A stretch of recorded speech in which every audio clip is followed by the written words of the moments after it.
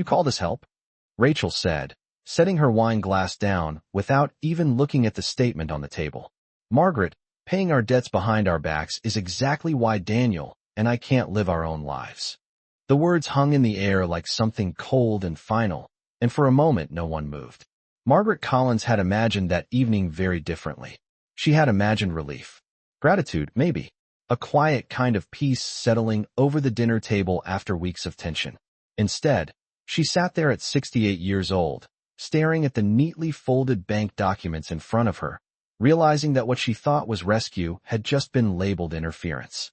The restaurant was small, the kind of neighborhood place with soft lighting and framed photographs of the town from 40 years ago. Margaret had chosen it because Daniel used to like it when he was young. Back when a cheeseburger and a milkshake after Little League practice could fix almost anything. Back when problems had simple shapes. She remembered Daniel at 12, running through the front door with grass stains on his jeans and a grin too big for his face. Back then, helping him was called parenting. Now it was apparently something else. The check had been written 3 days earlier. $32,000. Margaret had sat at her kitchen table that afternoon, reading the stack of notices Daniel had tried to hide when he visited. Credit card balances. Late payment warnings. A personal loan that had quietly doubled with interest. She hadn't asked questions. She hadn't called to lecture him. She simply drove to the bank the next morning and transferred the money. It came out of the savings she had built over 40 years of working as a school librarian. The account she once called her safety net. Now it was lighter, but she believed she was helping her son breathe again. Daniel sat across from her now, his shoulders slightly hunched, eyes fixed on the table as if the wood grain required deep study. He didn't defend her. He didn't challenge Rachel's words. He simply stayed quiet, the way people do when silence feels safer than choosing a side. Margaret noticed small things when rooms became quiet.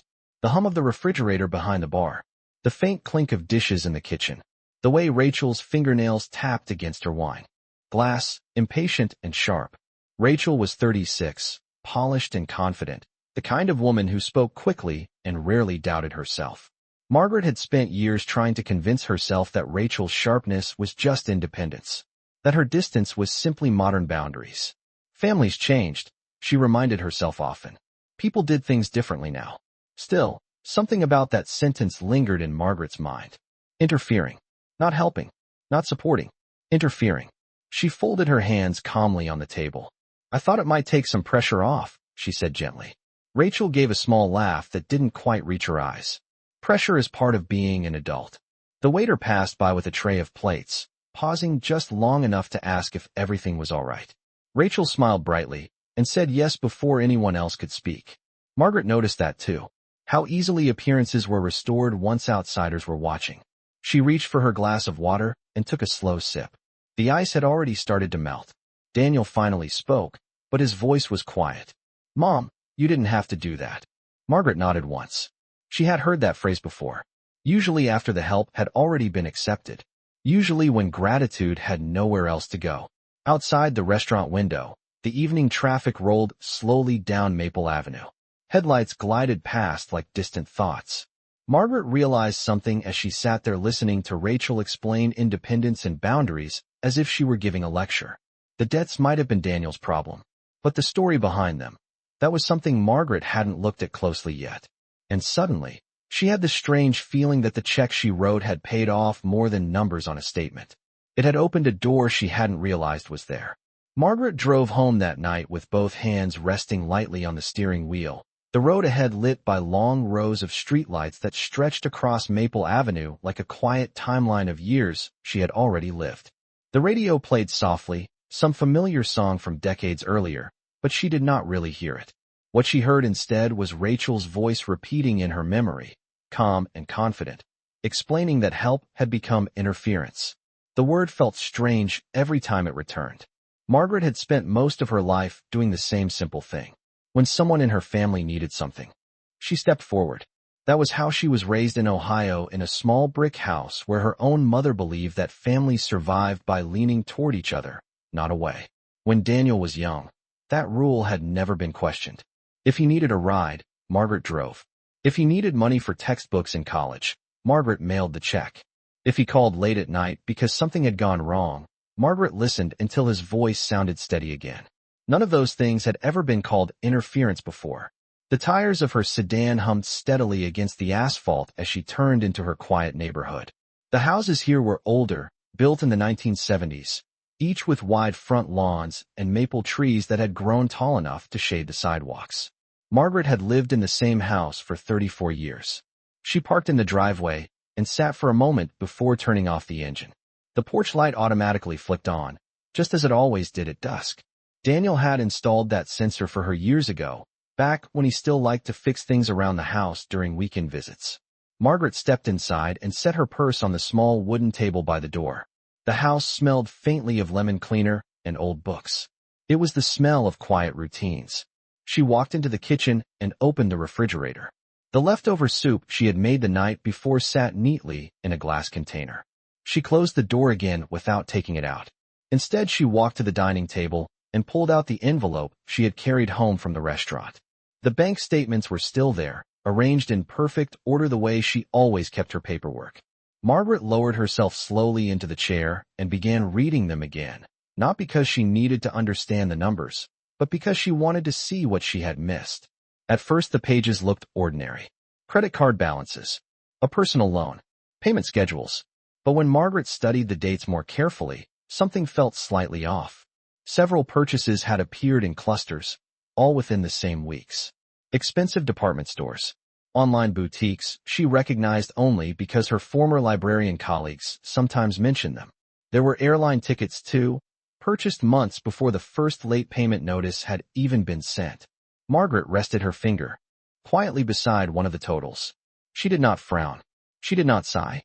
She simply looked at it the way someone examines a puzzle piece that suddenly seems important. Rachel had said the debt was part of adult life. But the more Margaret studied the numbers, the more she realized the pressure Rachel described had not arrived by accident. It had been built slowly, purchase by purchase, like someone stacking small stones until the weight became impossible to ignore. Margaret leaned back in her chair and folded the papers neatly again. The house was completely silent now except for the ticking of the kitchen clock. She had written that check believing she was closing a chapter of trouble for Daniel. But sitting there under the soft yellow light above the table, Margaret felt something new settle quietly into place. The debt might have been paid, but the story behind it had only just begun to reveal itself. The next morning arrived slowly, the way quiet mornings often did in Margaret Collins's house. Sunlight slipped through the kitchen blinds and drew long pale lines across the wooden floor. Margaret had already been awake for nearly an hour. Old habits from decades of working at the public library rarely disappeared. Even in retirement, her body still believed the day should begin early. She stood at the counter pouring coffee into the same ceramic mug she had used for years, the one with a faded drawing of a lighthouse on the side. Outside, a lawn sprinkler ticked softly across a neighbor's yard. Inside, the kitchen clock read 7:23 in steady red numbers. Margaret carried the mug to the table where the envelope from the night before still rested exactly where she had left it. The papers inside were already familiar now, not because she had memorized the numbers, but because the patterns had started to make sense. Margaret had spent 40 years organizing information for other people. Books, records, archives. Patterns had always been easier for her to see than they were for most. She opened the envelope again and laid the pages flat beneath the morning light. One credit card showed repeated purchases from a luxury boutique in Chicago. Another listed 3 separate airline reservations to Miami over the past year. Margaret tilted her head slightly as she studied the dates. Daniel had never mentioned traveling recently. In fact, the last time they spoke about work, he said business had been slow. Margaret took a slow sip of coffee. The liquid had cooled enough to drink comfortably. Her eyes moved across the page again, this time pausing beside a smaller transaction that appeared almost every Friday evening. A restaurant she did not recognize. Margaret did not assume anything yet. She had learned long ago that assumptions were loud, but facts were quiet. Instead, she folded the paper carefully and set it aside. After breakfast, she walked into the living room where a framed photograph sat on the bookshelf beside a row of old travel guides. It showed Daniel at 25, smiling beside her on the day he graduated from college. His arm rested easily around her shoulder, his expression proud and relaxed. Margaret remembered the exact moment the photograph had been taken. It was spring. The air smelled like cut grass and fresh rain. Daniel had thanked her 3 separate times that day for helping him finish school without debt. Back then gratitude had come easily. Margaret brushed a speck of dust from the frame and placed it back exactly where it belonged. She was not angry. Not yet. What she felt instead was something quieter. Curiosity. Because the numbers she saw in those statements did not describe a family struggling to survive. They described something else entirely. Margaret returned to the kitchen and placed the bank documents into a small blue folder she used for personal records. She labeled the tab with the date in careful handwriting. Outside, a delivery truck rolled slowly down the street and stopped at the neighbor's house across the way. The driver carried a large cardboard box to the porch and left it there beneath the morning sun. Margaret watched the scene for a moment through the window above her sink. Packages arrived at Daniel's house often too. She had noticed that during her last visit. Boxes stacked neatly near the front door. Some still unopened. At the time she had thought nothing of it. Now she wondered how many of those boxes had quietly added another line to the statements folded inside the blue folder on her kitchen table. Margaret closed the folder and rested her hand on top of it. The debt had been paid. That part was finished. But the numbers were telling a story she had not heard before. And Margaret Collins had spent enough years reading between the lines to know when a story had only just begun to unfold. 2 days passed before Margaret Collins drove across town again. And when she did, it was not with the quiet confidence she used to feel when visiting Daniel's house. The sky was pale and overcast that afternoon, the kind of gray Midwest sky that made the streets look softer and quieter than usual. She had not told Daniel she was coming. She rarely did anymore. In the past, she used to stop by on Sunday afternoons with a pie or a casserole, something simple she could leave in their kitchen before sitting down to talk for an hour or two. Those visits had become less frequent over the years. Rachel preferred planning ahead. Rachel preferred schedules. Rachel preferred the kind of boundaries that slowly turned spontaneous family moments into carefully arranged appointments. Margaret turned onto Oak Ridge Lane and slowed her car beside the curb in front of Daniel's house. The place looked exactly the same as always. A wide 2-story home with light gray siding, a trimmed front lawn, and 2 young maple trees planted near the walkway. Daniel had bought the house 6 years earlier, proud of the mortgage papers he had signed without asking his mother for help. Margaret had admired that independence then. It felt like proof that she had raised him well. She stepped out of the car and walked up the driveway. The air smelled faintly like rain, even though the clouds had not opened yet. On the front porch, she noticed something she had seen before, but never really studied. 3 large cardboard boxes rested against the wall beside the door. Delivery labels were still attached. One had been opened halfway, revealing bright tissue paper inside. Margaret stood quietly for a moment. The boxes were from the same boutique name she had seen on the credit card statement 2 nights earlier. She did not touch them. She only observed the way a librarian might examine a book returned to the wrong shelf. A car door slammed somewhere down the street. Margaret turned slightly and saw Rachel's white SUV pulling slowly into the driveway. Rachel stepped out wearing large sunglasses and carrying a paper shopping bag in one hand. When she noticed Margaret standing on the porch, she paused briefly as if calculating something. Then her smile appeared, polished and effortless. "Margaret," Rachel said as she walked toward the steps. "You should have called. We have been very busy this week." Margaret gave a small nod. "I was already in the neighborhood," she replied calmly. Rachel set the shopping bag down beside the boxes and unlocked the front door. The movement was smooth, practiced. Inside the house, the scent of expensive candles drifted through the hallway. Everything looked carefully arranged. Decorative pillows on the couch. Fresh flowers on the kitchen counter. Margaret followed Rachel inside slowly, her eyes moving across the room without hurry. On the marble island sat 2 unopened packages, both addressed to Rachel Collins. The labels were identical to the boutique name printed on the boxes outside. Rachel noticed Margaret looking and laughed lightly. "Online sales," she said quickly. "They send things faster than I expect sometimes." Margaret nodded once. She did not question the explanation. She simply rested her purse on the back of a kitchen chair and looked around the room that Daniel had once been so proud to show her. Somewhere in the house, a dryer hummed softly, finishing a cycle. Rachel opened the refrigerator and poured herself sparkling water into a tall glass. "Daniel will be home later," she said. "Work has been demanding lately." Margaret studied the quiet kitchen for a moment longer. The polished surfaces, the unopened packages, the casual explanation that arrived before any question had even been asked. She had spent many years watching people speak in library reading rooms where whispers often revealed more than loud voices ever could. And as Rachel stood there sipping her drink with calm confidence, Margaret realized something with quiet clarity. The numbers she had seen on those statements were not distant mistakes. They were sitting in this house right now, wrapped in tissue paper and delivery tape, waiting patiently beside the front door. Margaret remained in the kitchen for nearly an hour that afternoon, though very little was actually said during that time. Rachel moved comfortably around the room, as if she were the host of a carefully staged performance. She placed the sparkling water glass in the sink, adjusted a vase of flowers near the window, and occasionally glanced at her phone as messages quietly appeared on the screen. Margaret sat at the kitchen table with the same calm posture she had always carried, her hands folded loosely in front of her purse. She did not ask about the boxes. She did not ask about the purchases. Instead, she observed the small details that people often revealed when they believed no one was paying close attention. Rachel eventually opened one of the packages resting on the marble island. She pulled back the tape with practiced ease and lifted the lid as though the act itself was ordinary.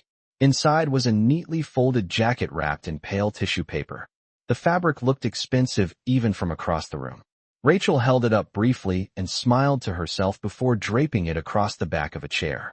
"Clearance sale," she said casually, though Margaret had not spoken. The word clearance lingered in Margaret's mind for a moment. She had seen the total from that boutique on the statement 2 nights earlier. Clearance did not usually reach nearly $2,000. Margaret simply nodded once. Years of working at the library had taught her that people often explained more when they believed explanations were necessary. Silence was a surprisingly powerful invitation. Rachel returned to her phone again, typing a quick message before setting it down beside the sink. Outside the kitchen window, the sky had grown darker, the gray clouds finally thick enough to release a light rain that tapped gently against the glass. The sound was soft and steady. Margaret watched the raindrops for a moment before speaking. "Daniel mentioned work has been stressful lately," she said in a calm voice. Rachel gave a quick laugh that sounded almost rehearsed. "Everyone is stressed these days," she replied. "Bills, responsibilities, the usual things." Margaret tilted her head slightly. The phrase "the usual things" felt oddly familiar now. It sounded like the kind of explanation people offered when they preferred not to describe the real story behind a problem. Margaret rose slowly from the chair and walked toward the counter where the unopened packages rested. She did not touch them. She simply looked at the labels again. One had been delivered that very morning. The timestamp printed beneath the address was clear. Rachel noticed Margaret reading the label and crossed her arms lightly. "Online shopping is easier than driving across town," she said with a small smile. Margaret returned the smile politely. "It certainly arrives quickly," she replied. Rachel said nothing after that. The dryer in. The laundry room finished its cycle and beeped once, the sound echoing faintly through the hallway. Margaret picked up her purse and moved toward the front door. Rachel walked with her, maintaining the same polished expression she had worn since arriving home. When Margaret stepped onto the porch, the rain had slowed to a light mist. The 3 boxes near the door were still stacked neatly beside the wall. Rachel leaned casually against the doorway. "Next time, please call before coming," she said gently. "Daniel and I like to keep our schedule organized." Margaret nodded once again. "Of course," she replied. She walked down the driveway toward her car without looking back. The quiet neighborhood street stretched ahead beneath the gray sky. As she opened the driver's door, Margaret realized something that felt both simple and important. Rachel had not asked about the debt once. Not one word about the $32,000 that had disappeared from Margaret's savings account earlier that week. For someone who believed help was interference, the silence about that help had been remarkably convenient. Margaret sat behind the wheel and started the engine slowly. The rain continued to fall in small, steady drops across the windshield. She drove away from Oak Ridge Lane with the calm patience she had always carried through life. But inside her mind, the quiet pieces of the story were beginning to arrange themselves into something clearer than before. Margaret drove home slowly that afternoon, the steady rhythm of the windshield wipers brushing away the light rain, as if they were clearing more than just water from the glass. The streets were quiet. and most of the houses she passed looked exactly the same as they had for years. Lawns trimmed carefully, mailboxes standing in neat rows. Small American flags still planted near a few front porches even though the last holiday had passed weeks earlier. The neighborhood had a calm, predictable order to it, the kind Margaret had always appreciated. Life made more sense when things followed patterns. By the time she reached her driveway, the rain had nearly stopped. She turned off the engine and sat in the car for a moment, listening to the final drops fall from the branches of the maple tree above her roof. The visit to Daniel's house replayed quietly in her mind, not as a dramatic argument, but as a collection of small details. The unopened packages, the quick explanations that arrived before questions were asked, the careful smile Rachel wore like a polished shield. Margaret stepped inside her house and placed her purse on the familiar table near the door. The quiet of the living room greeted her like an old friend. She walked into the kitchen and opened the blue folder that still rested on the table. The statements were exactly where she had left them. Margaret read them again, this time more slowly than before. She traced the purchase dates with the tip of her finger as if she were following a trail through a forest. A trip to Miami in March, another in late summer. Several boutique purchases only days apart. The pattern was no longer subtle. It was deliberate. Margaret leaned back in her chair and looked toward the window above the sink. A delivery truck rolled down the street again, stopping at the neighbor's house just long enough to drop off another large box. The driver carried it to the porch and left without waiting. Margaret watched him drive away before returning her attention to the folder. The more she studied the numbers, the more something else began to feel unusual. Daniel's salary had always been comfortable but not extravagant. He worked as a regional sales manager for a medical supply company. It was a stable career, but it did not explain the pace of spending printed across those statements. Margaret folded the pages carefully and returned them to the folder. She did not feel anger rising inside her.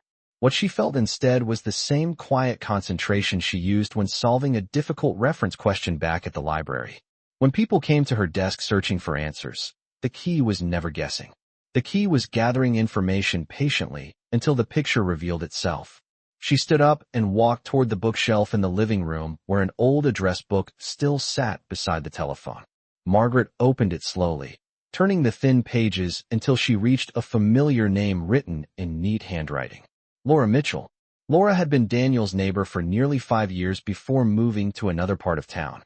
She and Margaret had spoken many times during those early years when Daniel first bought his house. Laura was observant, friendly, and the kind of person who noticed the small rhythms of a neighborhood. Margaret looked at the phone number for a moment before dialing it. The call rang twice before Laura answered with a warm hello. Margaret smiled slightly when she heard the voice. They exchanged a few polite greetings, the kind people share when time has passed since their last conversation. Then Margaret asked a simple question in the same calm tone she had used all afternoon. She asked whether Laura still kept in touch with anyone from Oak Ridge Lane. Laura paused for a moment before replying. Sometimes, she said. Why do you ask? Margaret looked down at the blue folder resting quietly on her kitchen table. The pieces of the story were already beginning to form, but she had learned long ago that the truth rarely appeared all at once. Sometimes it arrived slowly, carried in ordinary conversations that seemed harmless at first. Margaret held the phone comfortably against her ear and waited for Laura to continue speaking, knowing that patience had always been the most reliable way to uncover what people tried hardest to hide. Laura Mitchell did not hesitate for long after Margaret asked her question. Her voice carried the easy familiarity of someone who enjoyed sharing the small observations that collected over years of living in the same neighborhood. Well, Oak Ridge Lane still has its usual rhythm, Laura said lightly through the phone. People come and go, but some things stay the same. Rachel still has packages delivered almost every day, from what I hear. Margaret remained quiet, allowing the words to settle naturally. Silence often encouraged people to fill the space with details they did not realize they were revealing. Laura continued speaking in the casual tone of someone recalling ordinary events. She mentioned seeing Rachel at the grocery store several times over the past year, always with shopping bags that looked far more expensive than the store itself. She also remembered something else. Rachel had once joked with a group of neighbors during a summer barbecue. Laura had not thought much of it at the time, but the memory returned clearly now. Rachel had laughed, and said that Daniel worried too much about money. Then she added something that had sounded playful in the moment, but felt different in hindsight. She had said that families always had a safety net somewhere if things became tight. Margaret listened without interrupting. Her eyes rested on the blue folder, lying quietly on the kitchen table. Laura paused briefly before adding another detail. There were trips too, she said thoughtfully. Rachel and a few friends went down to Miami more than once. I remember because she asked someone to water her plants while they were away. Margaret pictured the airline charges she had studied the night before. The dates matched almost perfectly. The puzzle pieces were beginning to align with steady precision. Laura eventually laughed softly, as if brushing away the seriousness of the conversation. You know how people are these days, she said. Everyone likes to live a little bigger than their paycheck. Margaret thanked her warmly for the conversation and wished her well before gently ending the call. The kitchen returned to silence the moment the receiver rested back in its place. Margaret stood beside the table for a moment, thinking carefully about everything she had just heard. The story she had begun reading in bank statements and delivery labels now had voices attached to it. Trips, shopping, casual jokes about safety nets. None of it sounded accidental. She sat down again and opened the blue folder once more. This time she placed a small notepad beside it and began writing the dates of each purchase in careful rows. She added the airline reservations next to the weeks Laura had mentioned. The alignment was exact. Margaret finished the list and folded her hands quietly on the table. The rain outside had stopped completely now, leaving the street shining faintly under the afternoon light. Somewhere down the block a child laughed while riding a bicycle along the sidewalk. Ordinary life continued exactly as it always had. Margaret looked down at the notes she had written and understood something that felt both calm and final. The debt she had paid had not been created by misfortune. It had been built through choices that assumed someone else would eventually absorb the consequences. She closed the folder gently and placed the notepad inside. For years she had believed her role was simply to help when Daniel needed support. But sitting there in the quiet kitchen, Margaret Collins realized she had been cast in a very different role without ever being asked. She had been the safety net Rachel joked about so casually. And now that Margaret could finally see the shape of that role clearly, she understood that what happened next would depend entirely on whether that safety net remained where it had always been. The following week moved quietly through Margaret Collins's house, but the quiet no longer felt empty. It felt deliberate. Every morning, she followed the same routine she had practiced for years. Coffee at the kitchen table. A short walk around the neighborhood just after sunrise. A glance at the newspaper resting neatly beside the door. Yet something inside those routines had shifted. Margaret was no longer reacting to events as they arrived. She was preparing. The blue folder remained on the kitchen table throughout the week.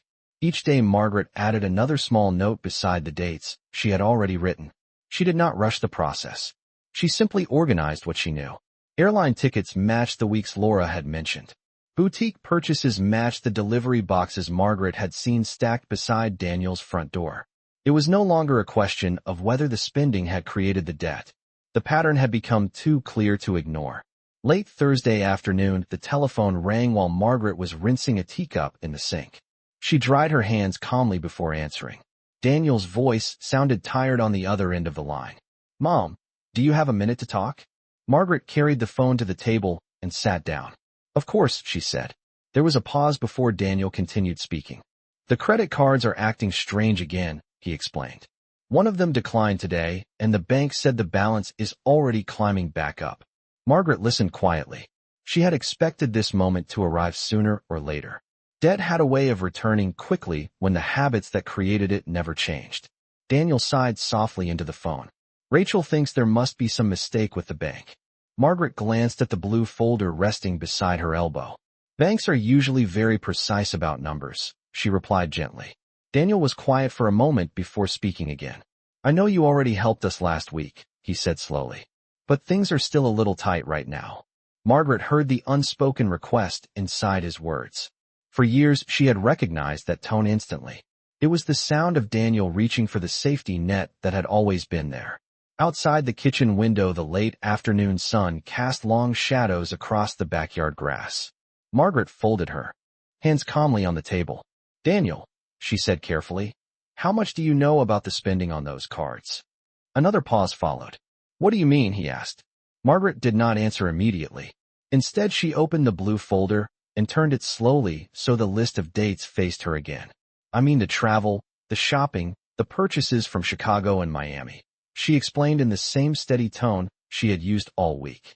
The silence on the other end of the phone grew longer this time. Margaret could almost picture Daniel standing somewhere in his office, staring down at the floor the way he often did when trying to process something unexpected. Rachel handles most of the online stuff, he finally said. Margaret nodded slightly, even though he could not see the gesture. The explanation matched exactly what she had already suspected. She closed the folder gently. Perhaps it would help if we all looked at the numbers together, she suggested. Daniel exhaled slowly. You mean sit down and go through everything? Margaret looked again at the careful rows of dates she had written. Yes, she replied. Sometimes numbers tell a story more clearly when everyone reads the same page. Daniel agreed after a moment, his voice still uncertain. They arranged to meet at Daniel's house the following evening. When the call ended, Margaret remained seated at the table for a while longer. The house around her was quiet except for the soft ticking of the kitchen clock. For years, Margaret Collins had been the invisible solution whenever Daniel's life grew complicated. But tomorrow evening would be different. Tomorrow, the story behind those numbers would finally be placed in the open, where silence could no longer hide it. Friday evening arrived with the same quiet gray sky that had hovered over the town all week. Margaret Collins parked her car along the curb outside Daniel's house and sat for a moment before stepping out. The neighborhood looked calm as always. Porch lights glowed softly along Oak Ridge Lane, and a few children rode bicycles slowly along the sidewalk before their parents called them inside for dinner. Nothing about the street suggested that anything unusual was about to happen inside the house at the end of the driveway. Margaret carried the blue folder under her arm as she walked toward the front door. Daniel opened it before she could knock. His expression looked tired in the way people often appear when numbers and responsibilities have been weighing on their minds for too long. Thanks for coming, Mom, he said quietly. Margaret nodded and stepped inside. Rachel stood in the kitchen beside the marble island, arms folded lightly as if she had been waiting for a meeting she did not entirely welcome. The house looked exactly as Margaret remembered from her last visit. Decorative candles flickered softly on the counter. 2 unopened packages still rested near the wall beside the dining table. Margaret placed the blue folder on the island and opened it carefully. The room remained silent except for the low hum of the refrigerator. Daniel pulled out a chair and sat down slowly. Rachel remained standing, watching Margaret with a polite smile that looked more practiced than relaxed. Margaret slid the first sheet across the counter toward Daniel. These are the statements from the cards I paid last week, she said calmly. Daniel leaned forward and studied the numbers. His eyes moved across the page once, then again more slowly. Rachel spoke before he could say anything. We already explained that things have been stressful lately, she said lightly. Margaret nodded once. Yes, she replied. That is why I thought it might help to read the numbers together. She placed the second sheet beside the first. Then she placed the small notepad next to them. The neat list of dates filled the page in careful rows. Daniel looked at the list and frowned slightly. What is this? He asked. Margaret rested her hands gently on the counter. These are the purchases that built the balance, she said quietly. Travel reservations, boutique orders, deliveries. Rachel shifted her weight slightly, but said nothing. Daniel's eyes moved from the list to the statements, and then slowly toward Rachel. The room felt smaller for a moment as the meaning of the numbers settled into place. Margaret did not raise her voice. She did not accuse anyone. She simply pointed to the lines one by one. The airline tickets to Miami in March. The shopping charges from Chicago. The repeated orders from the boutique, whose boxes still sat against the wall. Daniel read each line carefully, his shoulders tightening as the pattern became impossible to ignore. Rachel finally spoke again, her voice sharper now. So what is this supposed to prove? She asked. Margaret closed the folder gently before answering. It proves that the debt was not an accident, she said. The sentence rested in the quiet kitchen like a simple fact. Daniel leaned back in his chair and looked toward Rachel again, this time with the kind of silence that demanded explanation. Margaret picked up the folder and held it calmly against her side. Last week you said my help was interference, she continued softly. So I have decided something important. Rachel crossed her arms again. Daniel looked up slowly. Margaret met their eyes with the same calm expression she had carried through the entire evening. "From now on," she said, "there will be no more interference." She turned toward the front door without another word and stepped out into the cool evening air. The porch light glowed above her as she walked down the driveway toward her car. Behind her, the house remained silent, the numbers still resting on the kitchen counter where everyone could finally see them clearly.